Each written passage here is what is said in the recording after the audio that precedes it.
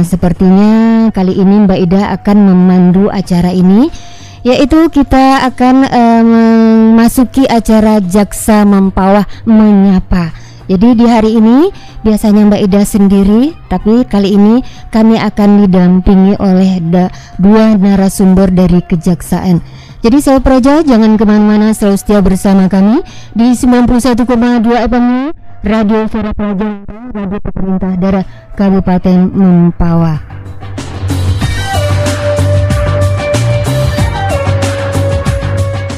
Sebelumnya saya menyapa Anda semua, Sobat Praja di mana saja berada, apa kabarnya? Mudah-mudahan semuanya pada sehat. Kali ini Mbak Ida akan memandu acara ini dan juga nantinya Mbak Ida akan didampingi oleh ada dua narasumber dari Kejaksaan Negeri. Oke, sebelum kita memasuki nantinya acara seperti tekso atau tanya jawab antara seputar masalah tentang di sini kita mengambil tema hari ini cyberbullying ya. Jadi cyberbullying ini yaitu bagaimana perundangan di dunia maya. Jadi perundangan dunia maya yaitu perundangan dengan menggunakan teknologi digital. Mungkin di sini saya akan hanya memandu, tapi yang lebih fakarnya, yang lebih tahu ya kita tentunya akan menghubungi narasumbernya. Tapi sebelumnya saya perkenalkan dulu narasumber kita di hari ini, Bapak Lendo Pardamen Samosir SH dari Kejaksaan sebagai jaksa fungsional pada bidang intelijen Kejari Mempawah. Dan kedua yaitu Ibu Jelita Sinaga, bagian calon jaksa pada Kejari Mempawah. Nah itu narasumber kita di hari ini, dan nanti saya juga akan memperkenalkan supaya masyarakat Kabupaten Mempawah dan sekitar yang mendengarkan di pagi hari ini bisa mengenal dari karakter masing-masing narasumber kita di hari ini sebelum mereka memberikan masalah atau infonya. Baik, kami temui di sini. Selamat pagi Bapak Lendo Pardamen Samosir SH. Selamat pagi Pak. Apa kabarnya nih? Selamat pagi Ibu Ida, selamat pagi sahabat Praja dimanapun berada yang mendengarkan radio kesayangan kita, Radio Mempawah ya Bu ya? Iya. Ya. Jadi terima kasih ya Pak ya. Kemudian saya akan menghubungi Ibu yang satu ini, yaitu Ibu Jelita Sinaga sebagai calon jaksa pada Kejaksaan Negeri Mempawah ya. Ibu Jelita sesuai dengan namanya, orangnya juga Jelita. Selamat pagi Ibu Jelita, apa kabarnya nih? Selamat pagi Bu Ida, selamat pagi teman-teman Sobat Praja. Kabar saya sangat baik Bu. Alhamdulillah ya, baik. Dan saya ketahui juga, saya sudah juga mengenal sedikit tentang Ibu Jelita Sinaga ini. Mereka ini sangat aktif sekali di berbagai kegiatan di Kejaksaan, karena saya sering mendengar dari anak saya tentang YouTube yang selalu ditayangkannya lewat kegiatan mereka ya. Alhamdulillah ya. Oke, untuk di kali ini bagaimana tentang tema kita mengambil judul cyberbullying. Nah, di sini mungkin saya akan menanyakan langsung kepada Bapak Lendo Pardamen Samosir SH dulu nih ya. Bagaimana tentang cybercrime-nya? Apa itu cybercrime? Nah, bagaimana? Silakan kepada Bapak menjelaskan ke masyarakat tentang cybercrime itu. Terima kasih Ibu Ida dan semua para pendengar. Sahabat apa Bu namanya Bu? Sahabat Praja. Sahabat Praja dimanapun berada. Perlu kami sampaikan terlebih dahulu Bu, mengapa kami mengambil tema terkait dengan cyberbullying atau secara umum terkait dengan dunia cyber. Karena seperti yang kita ketahui saat ini kita tidak terbatas lagi dengan ruang dan waktu Bu. Iya. Tentang teknologi. Iya, karena hampir semua kehidupan kita sudah. Melibatkan dunia digital dari proses jual beli, kemudian komunikasi dan lain sebagainya. Nah ini tentu banyak sekali manfaatnya Bu ya. Iya. Banyak manfaatnya terkait dengan percepatan dan lain sebagainya. Namun ada juga yang masalah dari hal tersebut. Di sisi lain banyak juga ditemukan masalah-masalah Dan salah satunya adalah terkait dengan kejahatan cyber. Betul. Atau disebut dengan cybercrime. Itu cybercrime itu adalah suatu kejahatan di dunia maya, Bu. Iya, di dunia Kemudian itu dianggap bertentangan atau melawan undang-undang yang berlaku. Nah, nanti banyak tuh ciri-ciri dan bentuknya, mungkin nanti akan bisa dijelaskan sama Ibu Lita juga. Iya, Begitu, Bu. Oh iya, oke, terima kasih. Saya panggil Pak Lendo aja ya, yang singkat. Pak Lendo ya. Terima kasih ya, Bu. Mungkin masyarakat juga mungkin nantinya nih, sebelum saya melanjutkan, ada dari penjelasan ini ada yang kurang paham atau ada yang kurang tahu gitu ya, atau ingin bertanya hal-hal yang di luar ini juga boleh, tapi masalah tentang bagaimana cybercrime ini ya. Nah, di sini bisa line telepon 691068 di Radio Suara Praja, atau juga bisa ke lewat WA yaitu 089680759423. Nah, di situ bisa nanti Anda, sebelum saya mulai nih ya, jadi mungkin sudah siap-siap bagi para pendengar sahabat Praja di mana saja berada ini, sudah siap-siap mendengarkan, kemudian juga yang tidak tahu bisa bertanya. Kami beri kesempatan nantinya ya. Jadi selama 1 jam nih kami dari pukul 9 sampai pukul 10 nantinya akan setia bersama Anda semua. Oke, kita lanjut. Jadi untuk berikut ini saya tanyakan ciri-ciri cybercrime ini apa saja. Ini saya tujukan kepada Ibu Jelita Sinaga dulu. Iya, Ibu. Baik, seperti yang tadi dijelaskan oleh Bapak Jaksa kita, Pak Lendo, cybercrime itu sendiri apa yang bisa dikatakan sebagai cybercrime? Itu yang pertama, terdapat adanya penggunaan teknologi informasi, seperti halnya di dalam dunia kejahatan maya. lah di dalam dunia maya ya. Kemudian ditemukan alat bukti digital. Kemudian pelaksanaan kejahatan berupa kejahatan non fisik yaitu tadi seperti yang dijelaskan tidak nyata gitu ya, non fisik, tidak mungkin terlihat. seperti yang kita lihat sekarang di sosial media itu banyak sekali komen-komen hujatan misalnya, olok-olokan seperti itu ya, mungkin ya, itu. tidak sengaja akhirnya bisa lari arah ke hukum gitu ya. Iya, kemudian Gitu proses ya. penyidikan melibatkan laboratorium forensik komputer.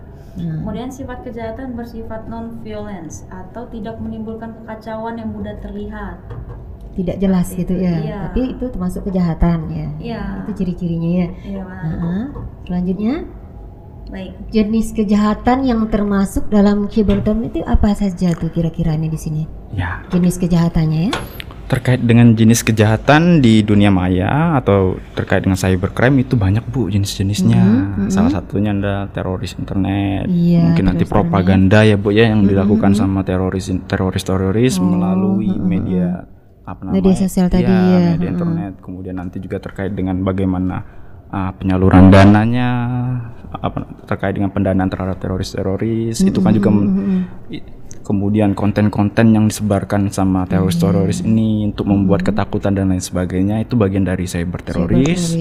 Kemudian cyber pornografi, Bu, ini juga nggak kalah, nggak kalah banyak juga, Bu ya, ditemukan kasus-kasus demikian. Iya, ini terkait dengan bagaimana pelecehan seksual melalui email, mungkin nanti mengirimkan email-email yang berisikan kata-kata yang melecehkan, kemudian foto-foto juga, chat website atau chat program yang pada intinya adalah tujuannya adalah melakukan pelecehan seksual. Dan kemudian ada lagi cyber stalking, Bu.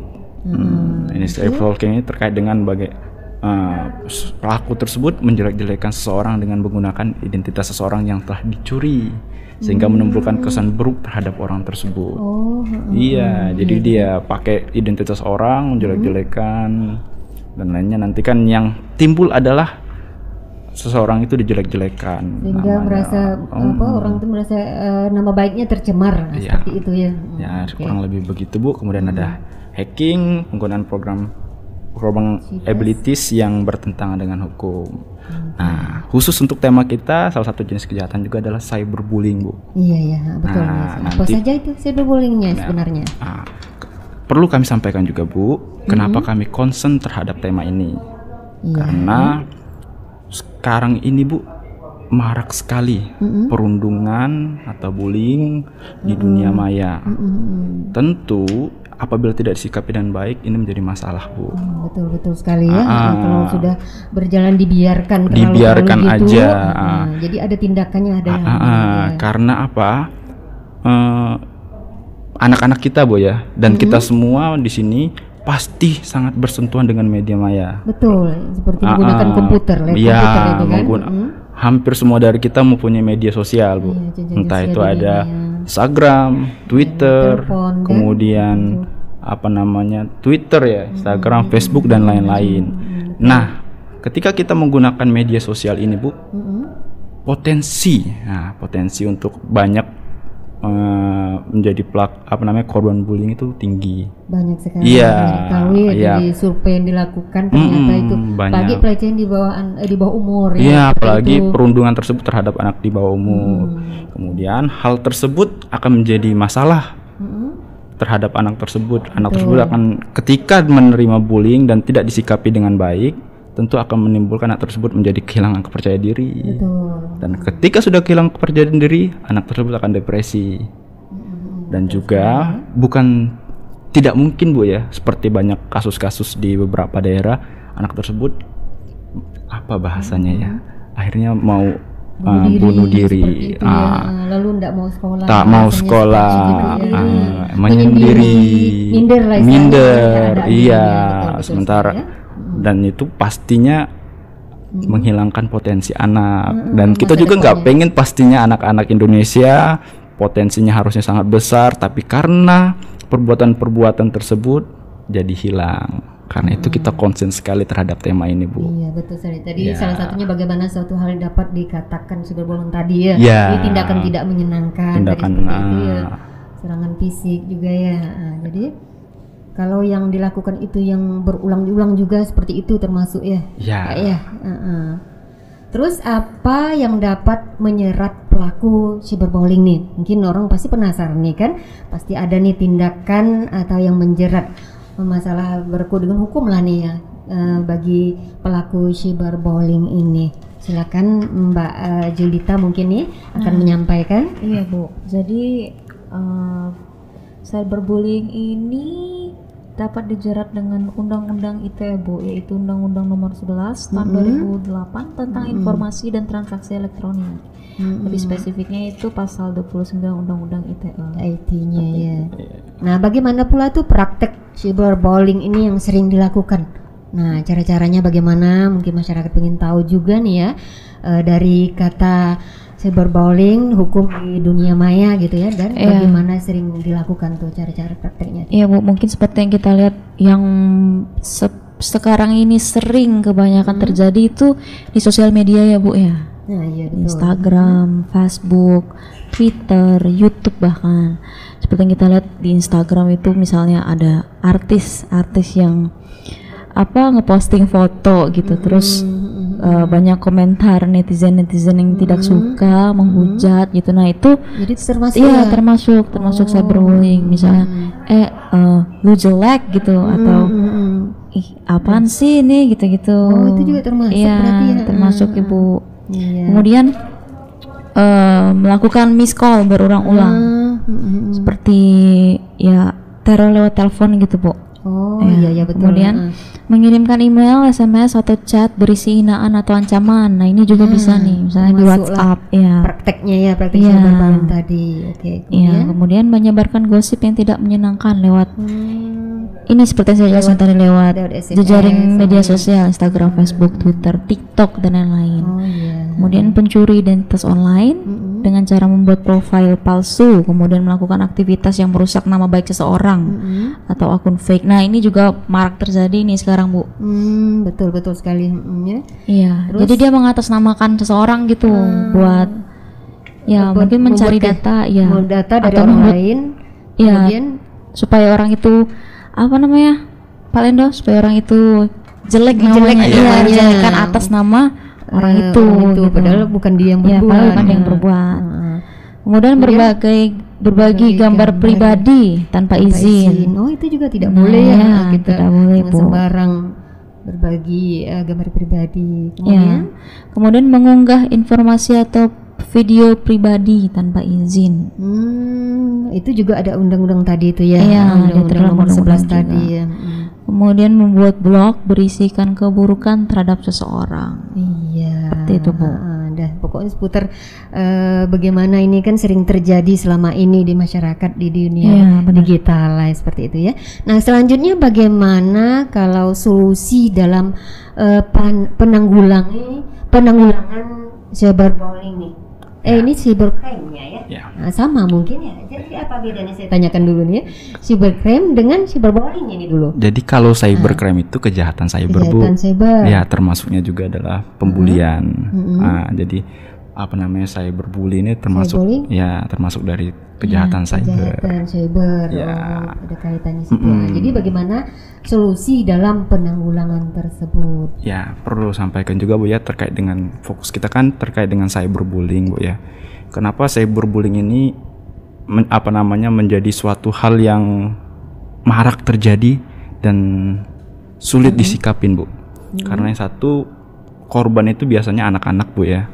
Dan anak-anak ini pengawasannya tentu dilakukan sama guru dan juga sama orang tuanya. Ya, betul sekali Sementara ya. antara guru atau antara anak sebagai korban kemudian dengan guru atau orang tuanya itu hidup di dunia hampir yang berbeda Bu, dalam rezim yang berbeda. Iya, betul sekali. Kan? Anak-anak Anak-anak hidup dunianya kan, di dunia digital, sedangkan untuk orang tua dan guru itu hidup di dunia perpindahan era digital.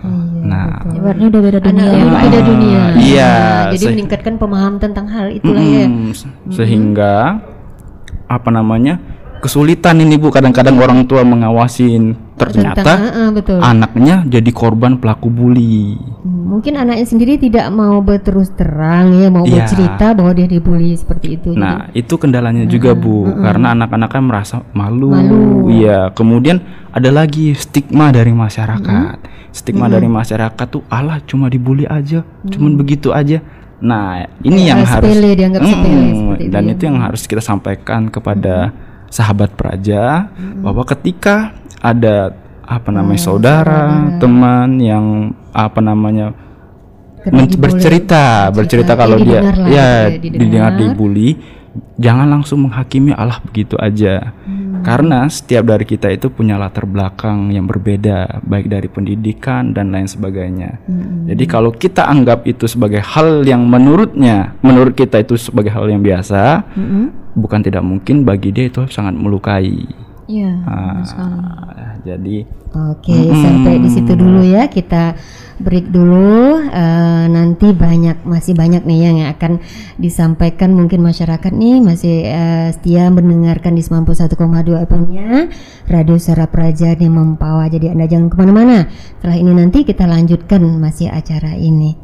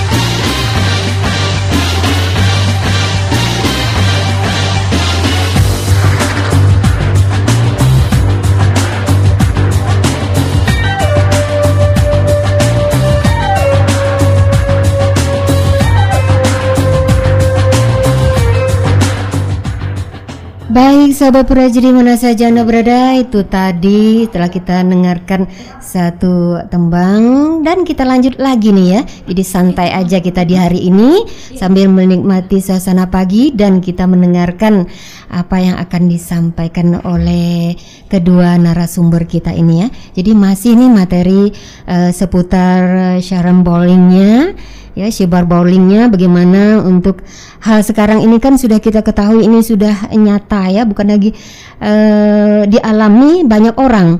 Jadi mungkin mereka yang sudah mengalami ini tapi tidak berani bertanya, dari sinilah punya kesempatan kita. Jadi bagus sekali ya materi hari ini yang diberikan.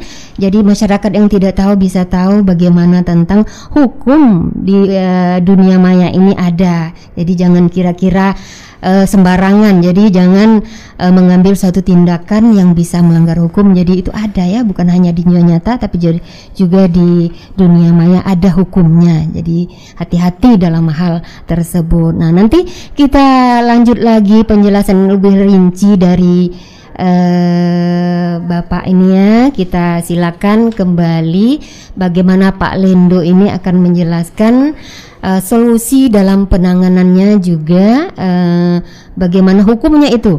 Nah, supaya masyarakat lebih tahu nih ya Pak ya, silakan ya Pak ya, hukumnya supaya ada yang jera lah sifatnya ya, jangan sampai melakukan hal tersebut lagi. Ya, silakan Pak. Terima kasih Ibu. Nah, kembali lagi ya sahabat Praja, karena mengingat dampak ya Bu ya, dampak yang diakibatkan dari pelaku atau perbuatan pembulian di maya-maya itu sangat tinggi, sangat kuat. Maka negara hadir untuk melindungi betul.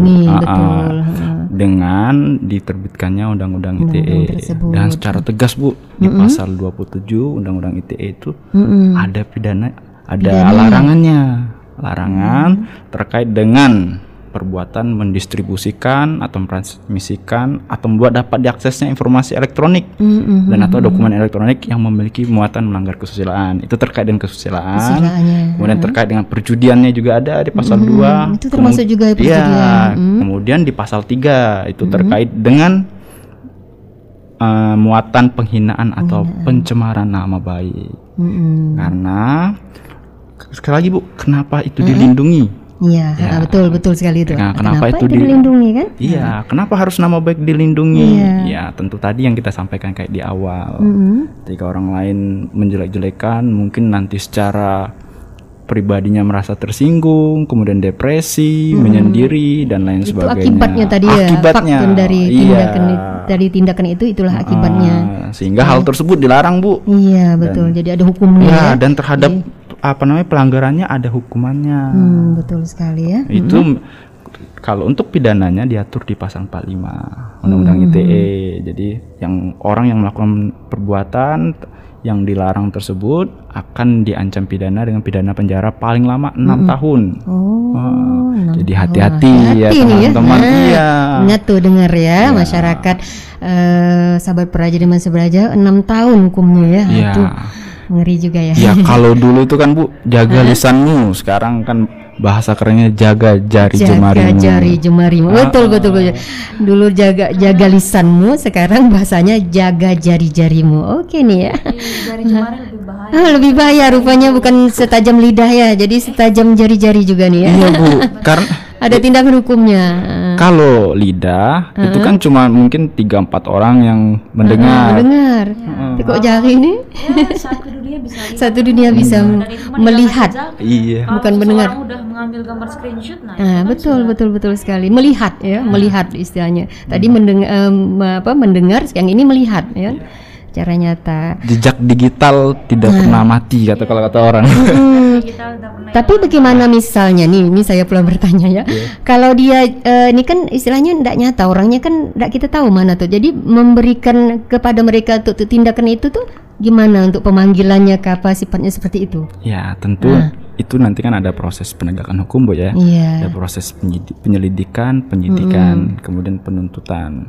Nah, terkait dengan pelakunya, tentu kalau dia punya akun sendiri, kan akan lebih mudah. Nampak gitu dari situ ya. Tapi ketika dia menggunakan akun anonimus ya namanya, atau tanpa nama. Akun tanpa nama itu ada tekniknya juga Bu, Oh, penyelidikan iya.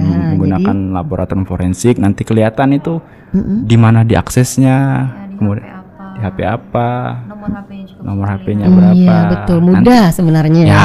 Kalau di Pesannya dunia- di mana kalau pelaku akan mudah didapatkan. Iya, betul jadi sekali. hati-hati. Jangan- hati-hati.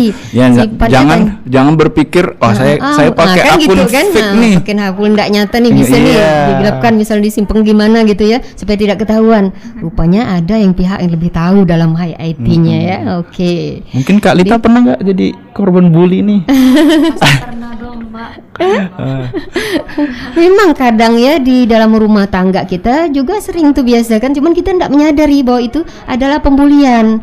Kadang seperti itu masyarakat kurang tahunya kan. Iya benar Bu.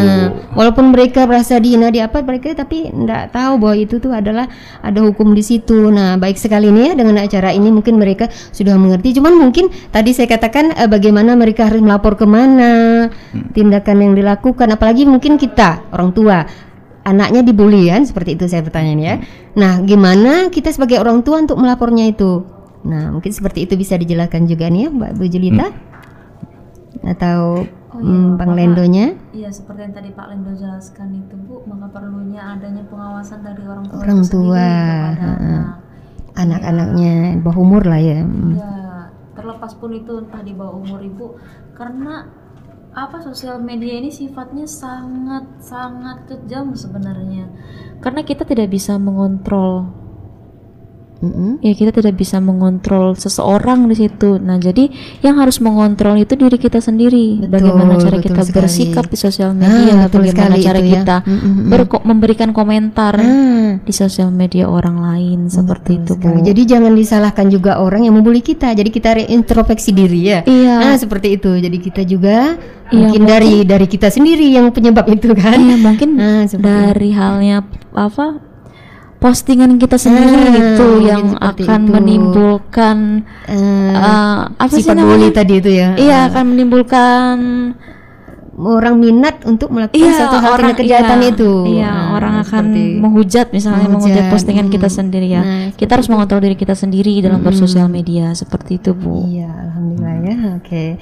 Jadi kalau kita perhatikan masalah tadi yang saya tanyakan bagaimana tindakan, kemudian juga apa hukumnya. Jadi hati-hatilah ya masyarakat di mana saja berada, bahwa ada hukum dalam dunia maya ini. Bukan tadinya tidak nyata nih, nggak apa-apa deh saya akan melakukan apapun, toh nantinya nggak ketahuan juga. Nah, jangan kira seperti itu ya Pak ya. Ya betul sekali, betul sekali sahabat Praja. Apa yang tadi disampaikan sama Ibu Ida ya Bu ya. Iya ya.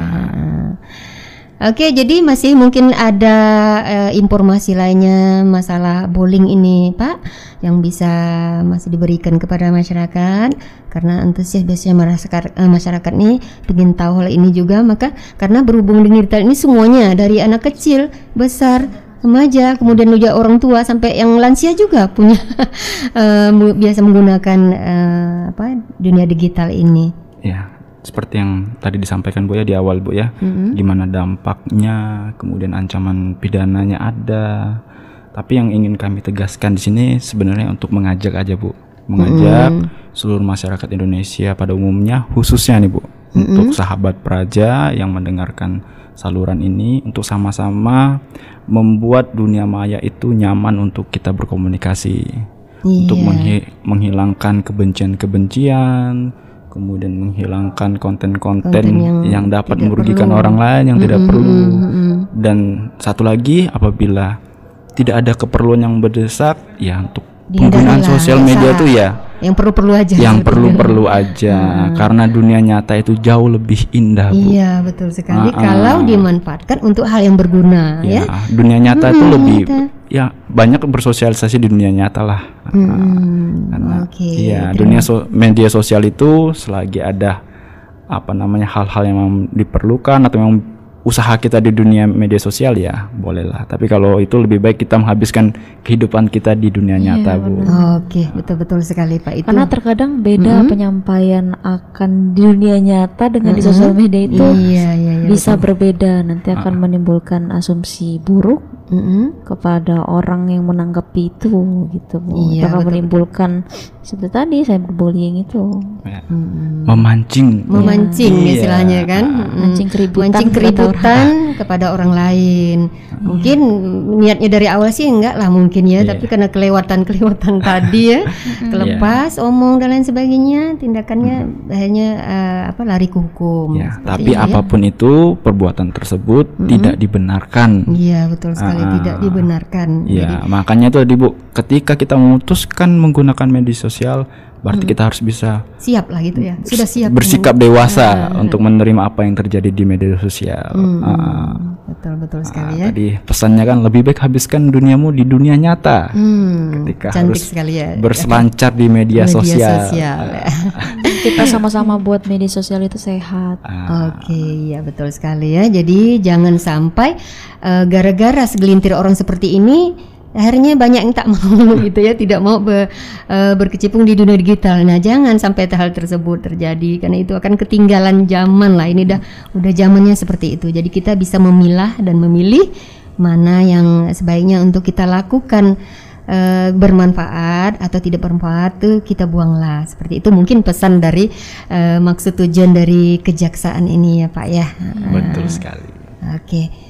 Oke, untuk selanjutnya kita break dulu nih sebentar. Nanti kita akan lanjutkan sesi. Mungkin dari sesi bowling ini ada yang ingin bertanya, hubungi di WA, lewat WA ya, 089680759423. Mungkin ada yang kurang paham atau kurang mengerti nih. Mumpung narasumbernya masih ada di samping saya ya di pagi ini, karena saya berbahagia sekali nih didampingi oleh narasumber yang cerdas-cerdas juga dari kejaksaan untuk memberikan info seputar kejahatan di dunia maya ya.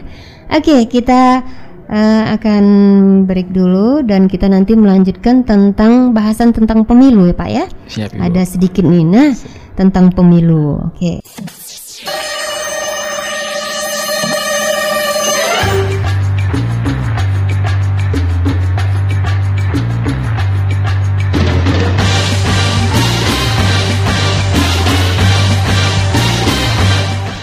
Baik sahabat Praji di mana saja Anda berada, masih ditemani oleh Mbak Ida dan juga dua narasumber saya di pagi hari ini. Jaksa Mempoh menyapa Anda. Oke ya.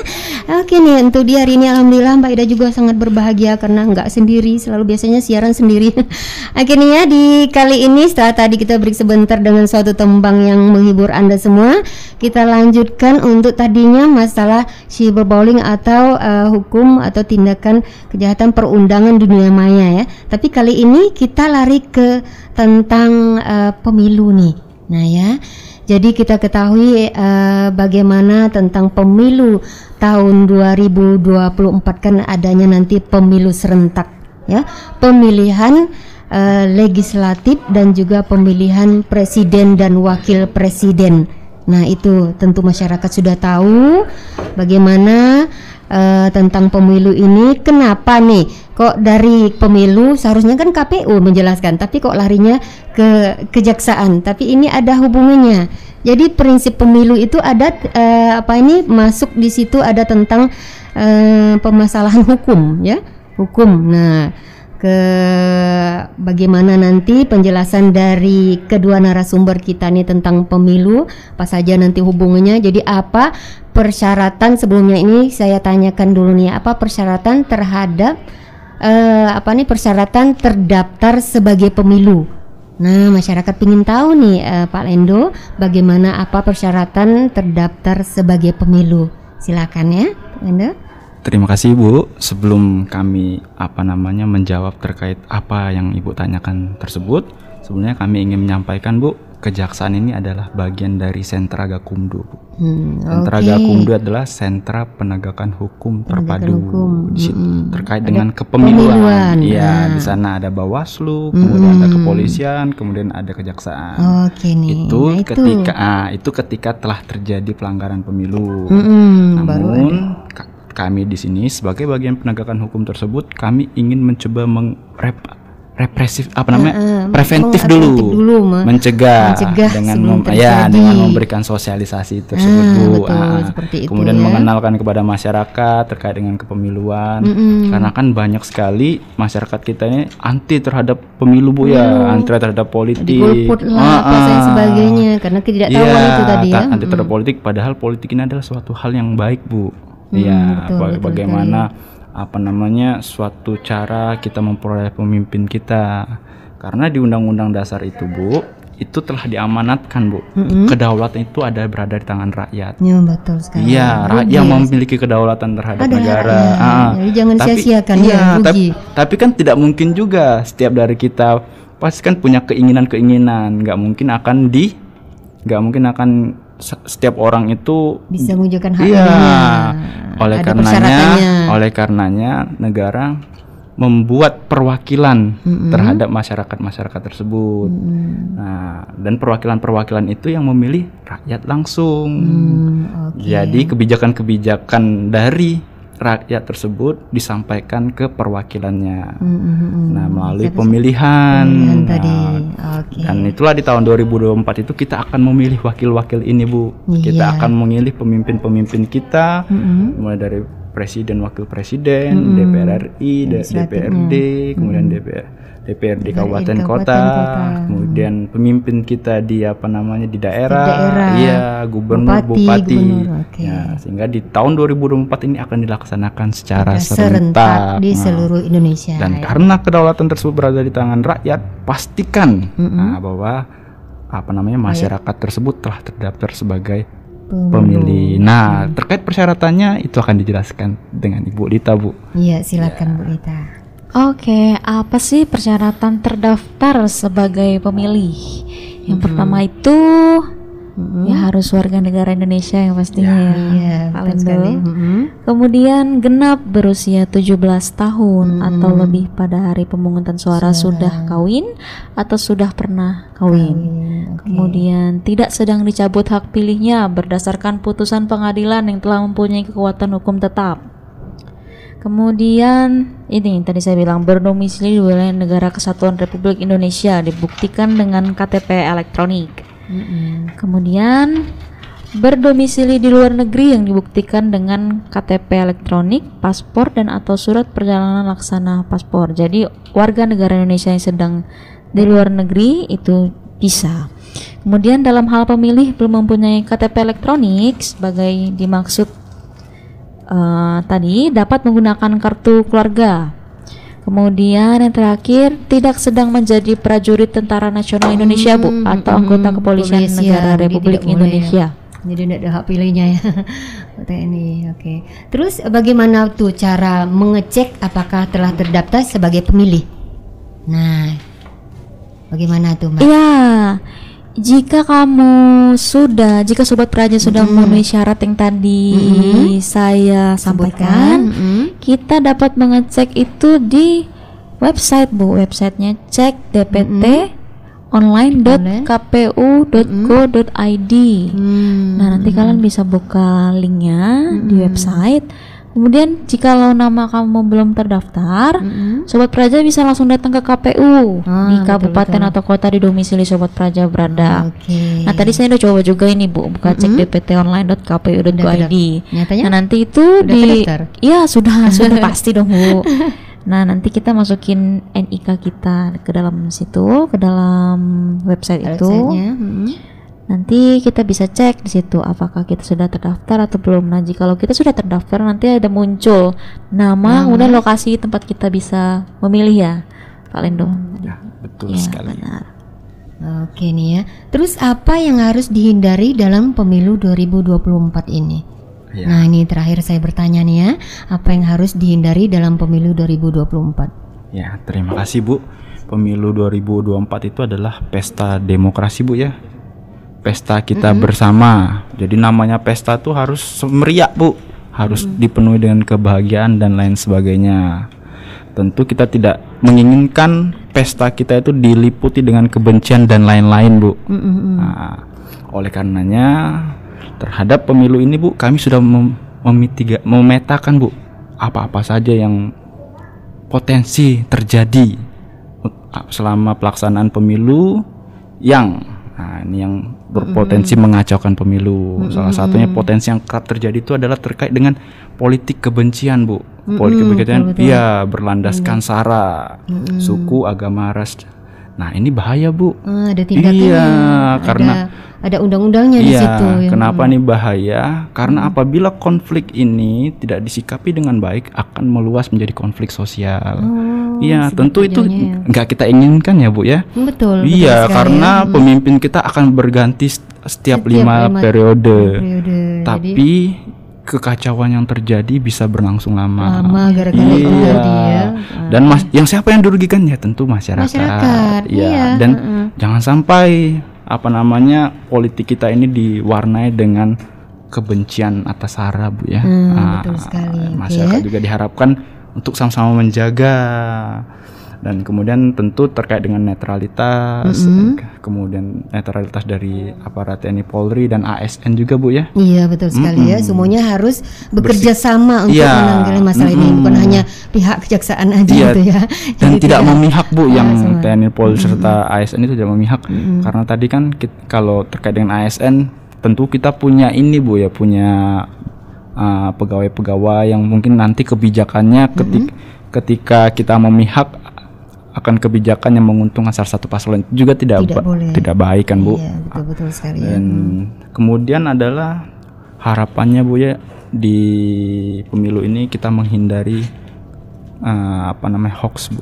Iya, menyebarkan berita-berita yang tidak benar, yang tujuannya adalah mendiskreditkan salah satu paslon. Karena nanti yang membaca atau menerima informasi dia memilih karena didasarkan pada hal-hal yang tidak benar atau hoax tadi, Bu. Iya, betul. Padahal itu tidak terjadi demikian. Maka jadi tentu dia dirugikan. Iya, betul sekali.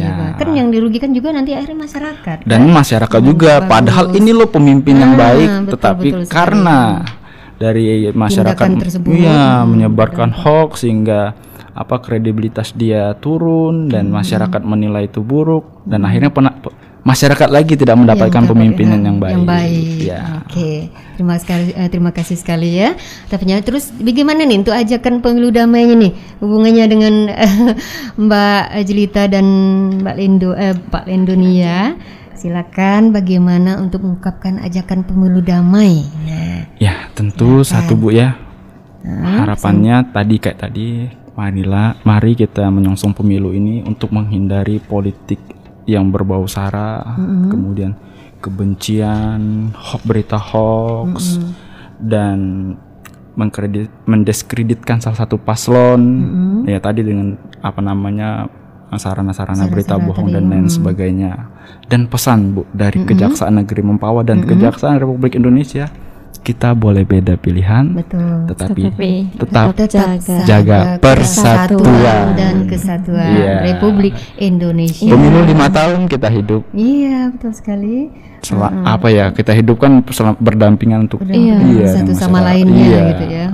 Oke, terima kasih sekali ya kepada Pak Lendo dan juga Ibu Jelita Sinaga dan memberikan penjelasan mengenai pemilu untuk yang terakhir sesi kita tadi yang pertama. Jadi untuk berikut ini saya mengambil kilas balik dari yang kita jelaskan, infokan tadi kepada masyarakat ya. Jadi saya coba bahwa jangan sampai terjadinya penyalahgunaan di dunia maya gitu ya, penyalahgunaan digital dunia maya itu jangan sampai terjadi karena ada tindakan hukumnya. Jadi jangan coba-coba, karena apapun yang kita lakukan di lewat digital itu satu hal yang baik ya, tentu hasilnya juga baik, tapi kalau tindakan itu jelek ya juga nanti hasilnya akan jelek terjadi. Jadi jangan sampai timbal pembulian ya, seperti itulah ya. Kemudian juga untuk pemilu, jadi dihimbau juga oleh masyarakat bahwa pemilu kita harus jurdil gitu ya, jujur adil.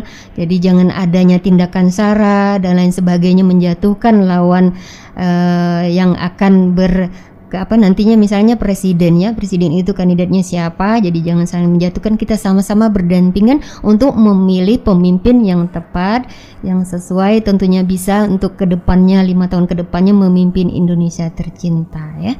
Amin. Jadi hanya itu.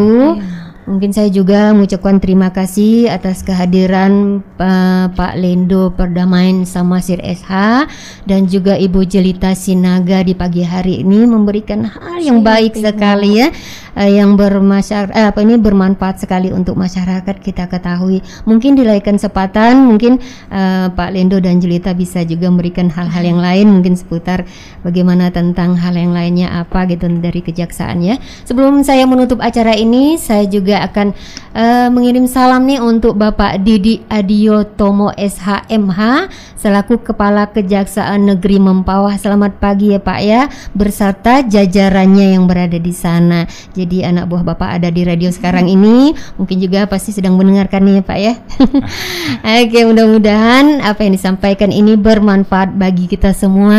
Amin. Dan juga masyarakat bisa memahami yang tadinya tidak tahu menjadi tahu. Oke ya. Terima kasih atas kehadirannya Pak Lendo dan Bu Jelita. Siap Ibu. Jadi saya sebagai pemandu acara Jaksa Mempawah Menyapa, saya akan menutup dan terima kasih juga kepada masyarakat di mana saja berada yang telah mendengarkan siaran kami di 91,2 FM Radio Suara Praja Mempawah, radio pemerintah daerah Kabupaten Mempawah. Dan mohon maaf jika ada kata-kata yang salah. Wabillahi taufiq wal hidayah. Wassalamualaikum warahmatullahi wabarakatuh. Waalaikumsalam. Waalaikumsalam.